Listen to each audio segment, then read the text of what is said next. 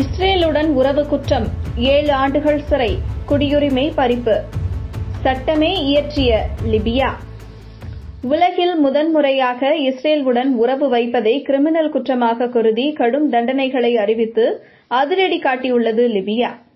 இஸ்ரேலுக்கு பயணம் மேற்கொள்வது, இஸ்ரேலில் இருந்து லிபியாவுக்கு வருவது, இஸ்ரேல் அரசுடன் தொடர்பு வைத்துக் கொள்வது, இஸ்ரேல் அதிகாரிகளுடன் தொடர்பு வைத்துக் கொள்வது, இஸ்ரேல் அரசு மற்றும் தனியார் நிறுவனங்களுடன் தொடர்பு வைத்துக் கொள்வது, அவர்களோடு நெருக்கமாக இருப்பவர்களுடன் தொடர்பு வைத்துக் கொள்வது என இஸ்ரேலுடனான அனைத்து வகை உறவுகளையும் சட்டவிரோதமாக அறிவித்துள்ளது லிபியா நாடாளுமன்றம். புதிதாக நிறைவேற்றப்பட்டுள்ள சட்டத்தின் மூலம் இஸ்ரேலுடன் உறவு வைப்பவர்களுக்கு கடும் தண்டனைகள் அறிவிக்கப்பட்டுள்ளன. குற்றத்திற்கு தகுந்தாற்போல் 7 ஆண்டுகள் கடுங்காவல் தண்டனை விதிக்கப்படும். இஸ்ரேலுடன் தொடர்பு வைக்கும் அரசியல் தலைவர்களின் பதவி பறிக்கப்படும்.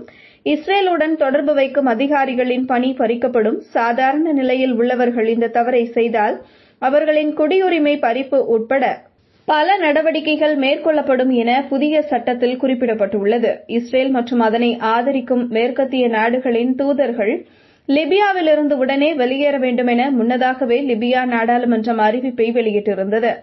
இதனைத் தொடர்ந்து தற்போது கடும் சட்டத்தை இயற்றியுள்ளது. இஸ்ரேல் ஹமாஸ் போர் தொடங்குவதற்கு முன்பே இஸ்ரேலுக்கு எதிரான கடும் நிலைப்பாடுகளை கொண்டிருந்தது லிபியா. கடந்த ஆகஸ்ட் மாதம் இஸ்ரேல் வெளியுறவுத்துறை அமைச்சர் எலி கோஹனை லிபியா வெளியுறவுத்துறை அமைச்சர் நஜிலா என்பவர் சந்தித்தார் என்பதற்காக அவரது அமைச்சர் பதவி சஸ்பெண்ட் செய்யப்பட்டது. லிபியாவை ஆட்சி செய்யும் இரு தரப்பினரும் இஸ்ரேல் எதிர்ப்பு நிலைப்பாட்டில் ஒருவரோடு ஒருவர் போட்டி போட்டு வருவது குறிப்பிடத்தக்கது.